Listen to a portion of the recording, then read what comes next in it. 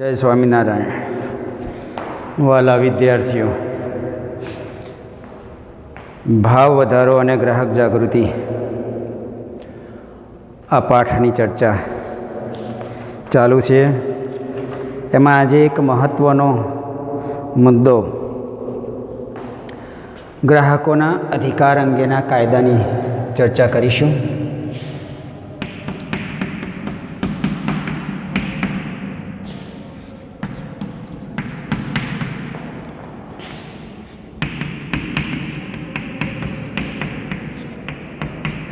કોઈ પણ કાયદો ક્યારે રચાય,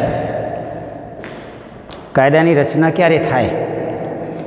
તો ભાઈ જ્યારે કોઈ ગુનો બને ત્યારે, અને ગુનો દરેક પ્રકારમાં એની કોઈ ચોક્કસ વ્યાખ્યા ના હોઈ શકે કે ભાઈ માનવીય અધિકારોનું હનન થાય એવી પ્રવૃત્તિ એ ગુનો કહેવાય. તો ગ્રાહકોના શોષણને લગતી બાબતો જે છે એ ઉજાગર થઈ. આપણે ઓનલાઈન લેક્ચરમાં પણ શીખ્યા છીએ કે ભાઈ ગ્રાહકોનું શોષણ અનેક રીતે થાય, અને શોષણ થવાને કારણે ઘણી બધી જાગૃતિ ફેલાઈ. વિશ્વના દેશોની અંદર એના માટે ઘણી બધી ચર્ચાઓ પણ થઈ અને આંદોલનો પણ થયા, અને એના કારણે સંયુક્ત રાષ્ટ્ર સંસ્થા જે છે એણે પણ વિશ્વના દેશોને એક જાહેરનામું બહાર પાડીને એક ગાઈડલાઇન્સ આપી, અને એ અન્વયે દુનિયાના દેશોએ પોતપોતાની રીતે અધિનિયમનો ઘડ્યા. ભારત દેશે પણ ગ્રાહક સુરક્ષા અધિનિયમન ઘડ્યો 1986માં, અને એ અધિનિયમનને 24મી ડિસેમ્બરે ભારતના રાષ્ટ્રપતિએ મંજૂરી આપી, અને એના કારણે આપણા ભારત દેશમાં ગ્રાહક અધિકાર દિન દિવસ તરીકે 24મી તારીખને ઉજવવામાં આવે છે. હવે આની અંદર જે જોગવાઈઓ છે એ જોગવાઈઓની અંદર એક તો ગ્રાહક સેવા સંબંધી જોગવાઈઓ છે. એમાં ગ્રાહકની વ્યાખ્યા બનાવી છે કે ગ્રાહક કોને કહેવાય. ગ્રાહક અધિનિયમન જે કાયદો છે એ કાયદો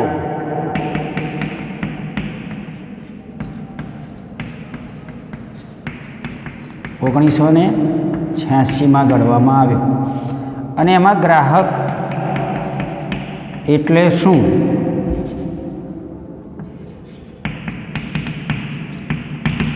એની વાત થઈ કે ભાઈ કોઈ પણ વ્યક્તિ, સંસ્થા એ પૈસાની અવેજીમાં અથવા તો કોઈ ચીજ વસ્તુની અવેજમાં, અવેજ એટલે કે ભાઈ બદલામાં કોઈ વસ્તુ ખરીદે છે ત્યારે તે ગ્રાહક કહેવાય છે. ચાહે તે લોન દ્વારા, હપ્તાની ચૂકવણી દ્વારા, અથવા તો વસ્તુ ભાડે રાખે છે તો એ ગ્રાહક કહેવાય છે. અને આ ગ્રાહકો જે છે એ પૈસા કે ચીજ વસ્તુની બદલામાં વસ્તુ ખરીદી અને એનો ઉપયોગ કરે છે ત્યારે તે ગ્રાહક કહેવાય.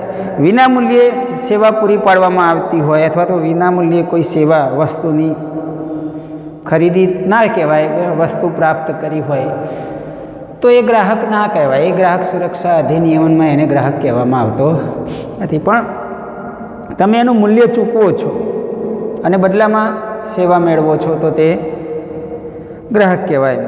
એને કાયદાની અંદર સુરક્ષા હેઠળ મૂકવામાં આવ્યા છે, અને એ અન્વયે કાયદાની અંદર ગ્રાહકોને હક આપવામાં આવ્યા છે જે ગ્રાહકોના અધિકારો તરીકે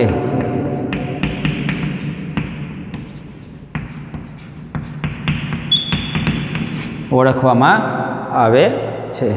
એમાં ગ્રાહકોના અધિકારોમાં પહેલો છે સલામતીનો અધિકાર, માહિતી મેળવવાનો અધિકાર, પસંદગી કરવાનો અધિકાર, રજૂઆત કરવાનો અધિકાર, ફરિયાદનું નિવારણ કરવાનો અધિકાર, અને ગ્રાહક શિક્ષણ મેળવવાનો અધિકાર છે.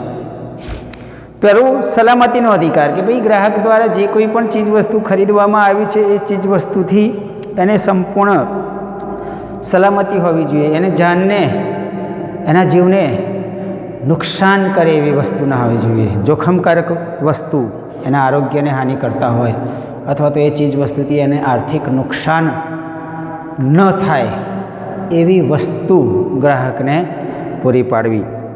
બીજું માહિતી મેળવવાનો અધિકાર છે.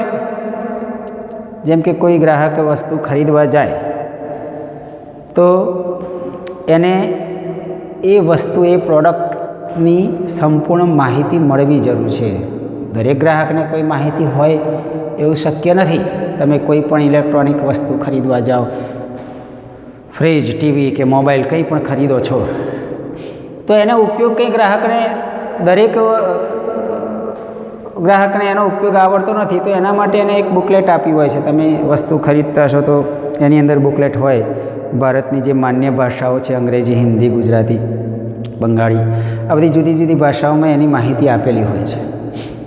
એ સિવાય પણ ઉત્પાદક દ્વારા અથવા તો વેચાણ કરનાર વ્યક્તિ દ્વારા પણ સામાન્ય માહિતી આપવી જરૂરી છે. કારણ કે એમાં પણ એનું ભાવપત્રક હોય, જાહેર ખબરો દ્વારા માહિતી આપવામાં આવે છે. પેકિંગ ઉપર એના લેબલ ઉપર માહિતી આપવામાં આવે છે.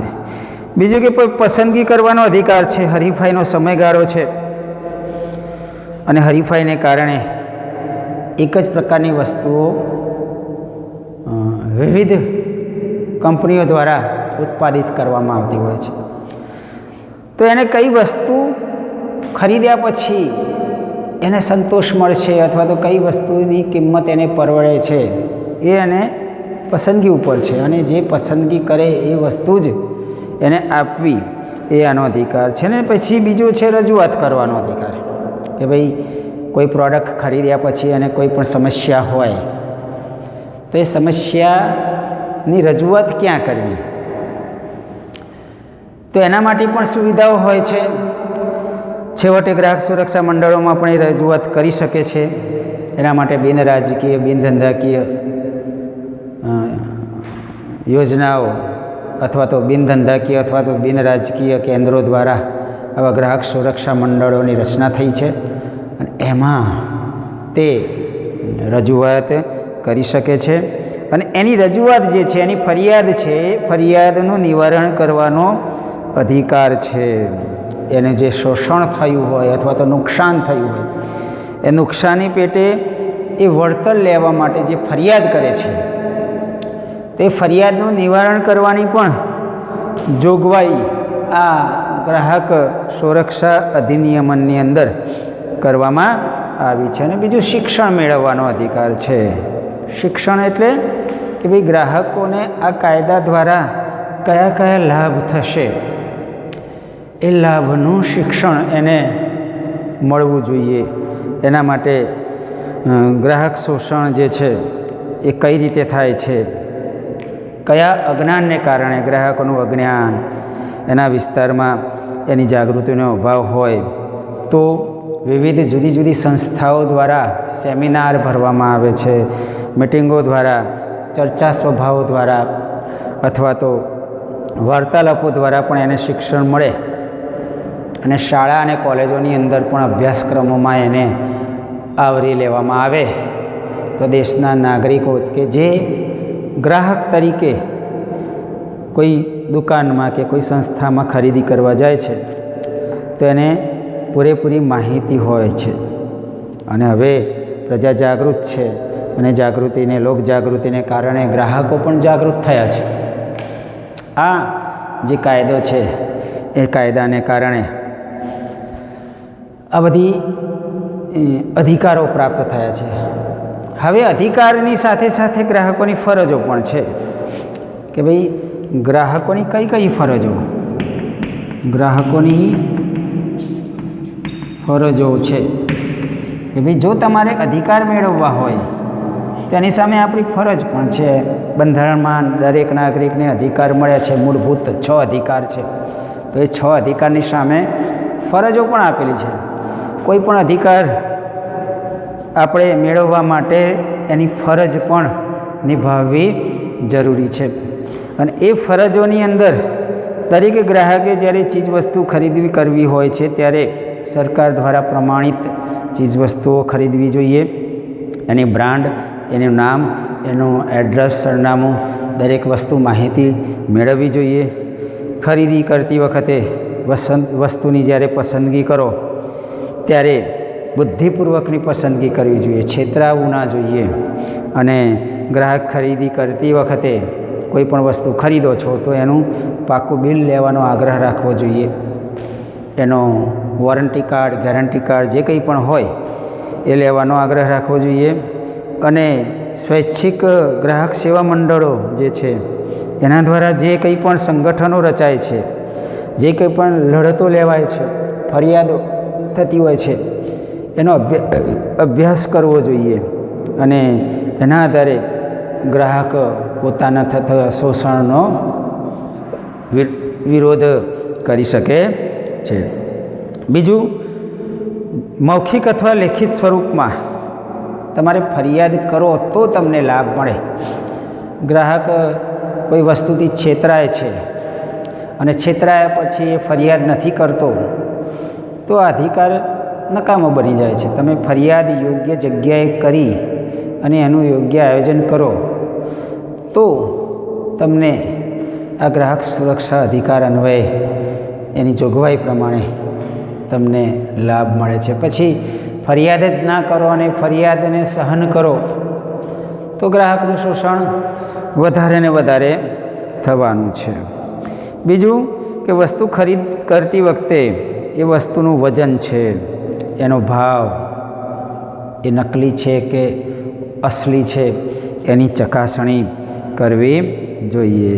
અને જ્યારે સેલ ભરાતો હોય છે, ઘણીવાર સંસ્થાઓ દ્વારા, વેચાણકારો દ્વારા સેલ એકની સાથે એક ફ્રી, એ આવી યોજનાઓ, લોભામણી જાહેરાતો જે છે એ લોભામણી જાહેરાતોથી બચી અને આપણી બૌદ્ધિક વિચારસરણી દ્વારા કઈ વસ્તુ ખરીદવાથી આપણને ફાયદો થશે એ મહત્ત્વની જરૂર છે. એ લોભામણી જાહેરાતો કે ભાઈ આ જાહેરાતમાં સારી જાહેરાત છે ને સારા આમાં લાભ મળ્યા છે, તો એ લાભ જોયા વિચાર્યા વગર ગાડારિયા પ્રવાહની જેમ આપણે દેખાદેખીથી વસ્તુઓ ખરીદવી જોઈએ નહીં. કોઈ પણ વસ્તુ, દાખલા તરીકે ગેસ સિલિન્ડર આવે તો એનું વજન કરાવવું જોઈએ. પેટ્રોલ ભરાવવા જાઓ તો પેટ્રોલ ભરાવતી વખતે ઇન્ડિકેટર ઉપર 000 જે છે બતાવે ત્યારે જ પેટ્રોલ ભરાવવું જોઈએ. રિક્ષા કે ટેક્સીમાં બેસો ત્યારે પણ એના મીટરને ધ્યાન રાખવું જોઈએ. કોઈ દુકાનમાં ખરીદી કરવા જાઓ તો એના ત્રાજવા કે એની ચકાસણી કરવી જોઈએ. શરમમાં રહ્યા વગર ચોખવટ કરી અને કોઈ પણ વસ્તુ ખરીદવી જોઈએ. રેલવેની અંદર કે ભાઈ ટેલિફોનમાં કે હોસ્પિટલમાં જાઓ ત્યારે પણ બેદરકારી રાખો. સેવાની ઉણપ હોય છતાં પણ તમે ચલવી રહો તો પણ તમારું શોષણ થતું હોય છે. અને મહત્ત્વની વાત છે કે ભાઈ ગ્રાહક મંડળો દ્વારા જે કાર્ય શિબિરો થતી હોય છે, પરિસંવાદો થતા હોય છે, તો એનો પણ અભ્યાસ કરો તો આપણને માહિતી મળે. કોઈ પણ માહિતી લેવી હોય તો એના માટે અભ્યાસ કરવો જોઈએ.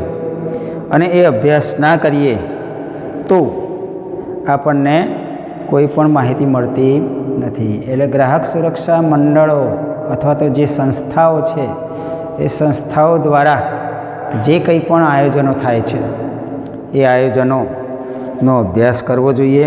અને એના અભ્યાસ કર્યા પછી યોગ્ય માહિતી, એટલે કે ટૂંકમાં જાહેરાતોની, લોભામણી જાહેરાતોથી આકર્ષાયા વગર સંપૂર્ણ ચોકસાઈ દ્વારા, માહિતી દ્વારા તમે એ વસ્તુ કેવી છે, એનો ઉપયોગ કેવો છે એ માહિતી મેળવો તો જ તમને ગ્રાહક તરીકેના અધિકાર મળે.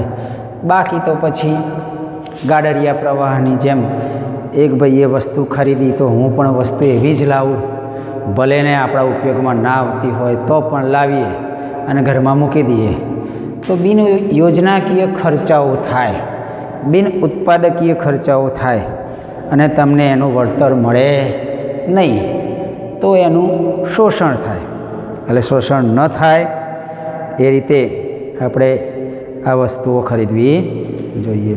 એટલે આ જે મહત્ત્વનો મુદ્દો છે કે ભાઈ ગ્રાહકોના અધિકારો અને ગ્રાહકોની ફરજો. એમાં પરીક્ષામાં પૂછાય કે ભાઈ ગ્રાહકોની ફરજો કઈ કઈ છે, તો એ ફરજો તમને યાદ રહેવી જોઈએ. એક એક મુદ્દો યાદ હોય તો પણ ચાલે, એવા 4-5 મુદ્દા તમે લખો તો પણ પ્રશ્નનો જવાબ સરળ બને. અને ગ્રાહકોના અધિકારો જે છે એ અધિકારો તમારે યાદ હોય, કે ભાઈ 6 અધિકારોમાંથી 4-5 અધિકારો કે 4 અધિકાર લખો તો પણ તમારો જવાબ, એના માર્ક્સ પૂરેપૂરા તમે ખેંચી શકો. પણ એના માટે વાંચવું અને યાદ રાખવું જરૂરી છે. પરીક્ષાઓની હવે તૈયારી કરવાની શરૂઆત કરવી, હોમવર્ક પણ સમયસર કરી અને જ્યારે પણ સ્કૂલમાં બતાવવાનું થાય ત્યારે મૂકવું, કારણ કે એનાથી જ તમને પૂરેપૂરા માર્ક્સ મળી શકશે. એટલે આપણે આજે આ મુદ્દાની ચર્ચા કરી. બાકીના છેલ્લો જે ટૉપિક છે, ગ્રાહક સુરક્ષાઓ માટે જે સરકાર દ્વારા જે ઉપાયો કરવામાં આવ્યા છે એની ચર્ચા હવે પછીના લેક્ચરમાં આપણે કરીશું. જય સ્વામિનારાયણ.